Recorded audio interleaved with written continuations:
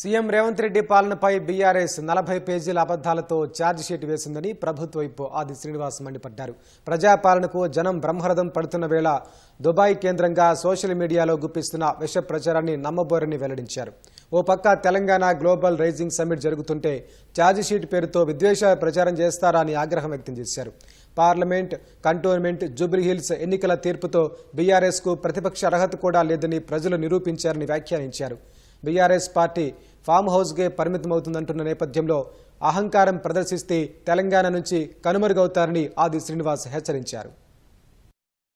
రేవంత్ రెడ్డి గారి 2 సంవత్సరాల పరిపాలన పైన 40 పేజీల అబద్దాలను అచ్చివేశారు హరీష్ రావు గారు. సరిగ్గా 40 రోజుల క్రితం జూబ్లీ హిల్స్ ప్రజలిచ్చిన సూపర్ టాక్ ను మీరు మరిచిపోయారా? మీ 10 సంవత్సరాల పరిపాలనలో జరిగిన నేరాలు, ఘోరాలు, అప్పుల రాష్ట్రంగా మలిసినటువంటి సందర్భంలో ప్రజలు మీపైన ఛార్జ్షీట్ వేసి మీకు జీవిత ఖైదు విధించిన సందర్భాన్ని మర్చిపోతున్నారని అడుగుతున్నారు. ఆ 2 ఏళ్ల క్రితం ప్రజలు ఇచ్చినటువంటి తీర్పుకు, ప్రజలు ఇచ్చిన ఛార్జ్షీట్ కు కేసీఆర్ గారు ఫామ్ హౌస్ కే పరిమితమైనటువంటి సందర్భాన్ని మీరు మర్చిపోయారని అడుగుతాం. రాబో రోజుల్లో ఇచ్చిన మాటను నిలబెట్టుకుని ముందుకు పోతుంది కాంగ్రెస్ ప్రభుత్వం, రేవంత్ రెడ్డి గారి సర్కార్.